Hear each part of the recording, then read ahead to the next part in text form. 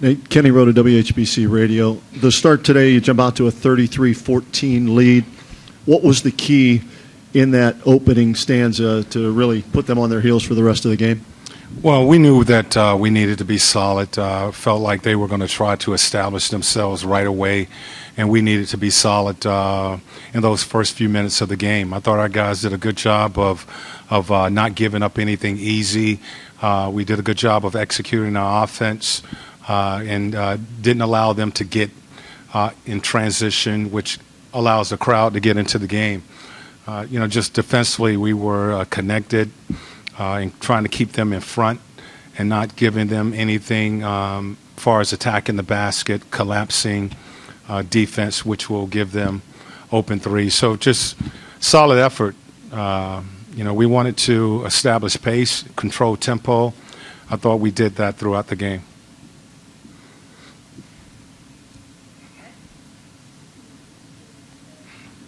Jason Lloyd from The Athletic. I'm just wondering, the Cavs have a history of falling behind big and then making big runs and pulling off big comebacks. What did you think of the way you guys kind of hung in there and stuck together in the third and fourth quarter when the Cavs cut it down to 7? We talked about that. We some of us, only a few of us, was here last year when they, swept us, and that LeBron is going to make an effort to get aggressive and start to attack even more. That's pretty much what we talked about at the halftime. Stay solid, keep the ball in front of you, rebound the basketball, and execute on the offensive end of the floor. So that's coming. They were able to make a run. I thought our guys stayed pretty poised and pretty calm in that situation. We talked about that all season long, and it was definitely needed. Tonight with this young team. You're playing against, a very good player in LeBron. He's been here a number of times. It's coming, and you have to play through that. The Sports Animal 1390 in Youngstown. Coach, you've seen this team, the Cavaliers, 4 times, and you know how well they play from the perimeter. What did you guys do differently, if anything, to slow the Cavaliers down and force some awkward shots from three-point range? For the most part, we did a good job of taking care of the basketball. Again, you don't want to – your offense establishes your transition defense. And we did a good job of, playing early or playing late, as we talk about. If you don't have anything early, you play late. Make this team defend so that you have a balanced floor and you can get back in transition. Once you're in the half court, keep the ball in front of you. And those are the things that our guys did. We made them shoot the ball over the top. You're not going to stop those guys, but if you can make them shoot the ball over the top, rebound the basketball, then that'll give you an opportunity. Nate, just sort of working off of that, what is the difference between good three-point defense and the other guys just missing good looks? Controlling the ball.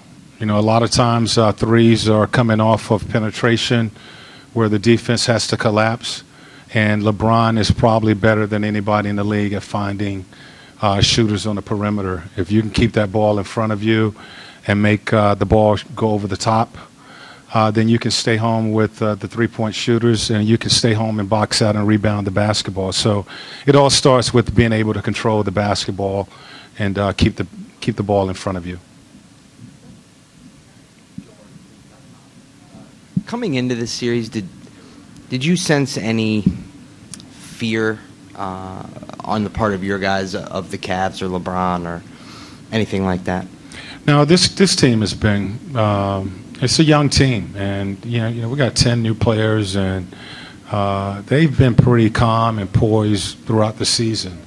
This is something we condition ourselves for. We talk about being calm, clear, connected every single night. And, in a situation like this where, you're going into postseason basketball, you're going up against Cleveland, LeBron and all the things that he's done, it's going to be emotional. You're on their home court, and you're going to have to show that calmness. And you're going to have to be clear about what you need to do and connect it out there. And they've done that. we haven't paid attention to what people have been saying all season long, and we're not paying attention to, it's a new season for us, and we're not listening to what folks are saying in this postseason. Just go out and play the game, which is what they did tonight. We needed to show up, and our guys, I thought they did. David McMillan, ESPN. Nate, Lance Stevenson gave you guys a shot in the arm at the end of the first quarter, but they had that tech when the Cavs won their run in the third quarter. What signs do you look for when you're coaching him to see if he's online in terms of helping you or out of line and potentially hurting you? Well, he did some good things. We knew that the eyes were going to be on both he and LeBron. And you got to control your emotions out there. You can't be drunk on emotions. And I thought we kind of lost it there for a little bit in that second half. And, we made a substitution and we was able to get it back. But, you don't want to take aggressiveness away from your players, but you got to be smart out there and calm and make good decisions. Coach Spencer Davies, Basketball Insiders. You mentioned before that the Pacers, you guys didn't have the amount of guys that you had last year. Some of the guys aren't in the same series. But with Miles, it looked like he was a lot more comfortable out there this time around. Do you feel like that extra year and having had that experience last year helped him in the situation that now he's in his second year? Yeah, again, our guys, they continue to show growth. For us, it was a test to see how they respond to tonight's game. This team has never been together in postseason basketball. We saw growth from our guys again tonight in a hostile environment, going up against, one of the better teams in the league.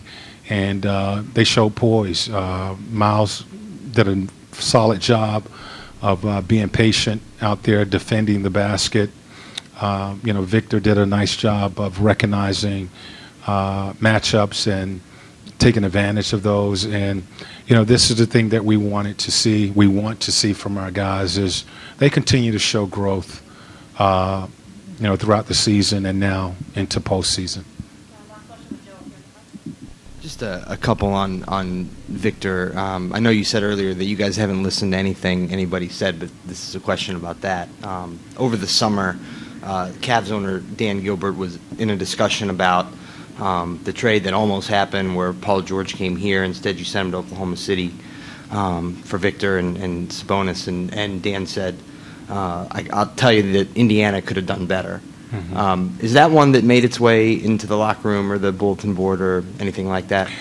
Someone came to me and reminded me about that. And let me, I guess, clear myself up. I haven't said anything to my guys about what people have said. I haven't used things like that as motivation.